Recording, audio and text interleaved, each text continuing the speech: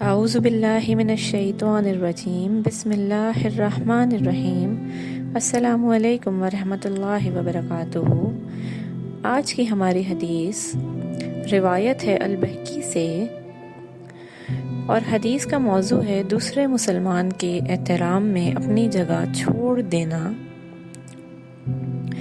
حضرت واصلہ بن خطاب رضی اللہ تعالی عنہ فرماتے ہیں، آپ صلی اللہ علیہ وآلہ وسلم کی خدمت میں ایک شخص حاضر ہوا جبکہ آپ صلی اللہ علیہ وآلہ وسلم مسجد میں تشریف فرما تھے۔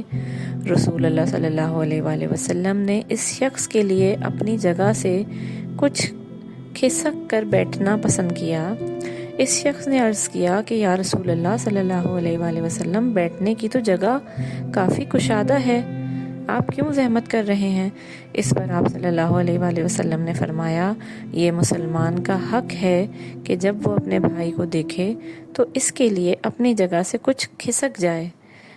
حدیث کا مفہوم یہ ہے کہ ایک مسلمان جب دوسرے مسلمان کو دیکھے کہ وہ محفل میں یا کہیں بھی جہاں وہ پہلے سے لوگ بیٹھے ہیں وہاں داخل ہوا ہے تو وہ اس کے لیے جگہ بنائے، اور اگر جگہ نہ ہو تو کچھ اپنی جگہ سے اس کو جگہ دے دے۔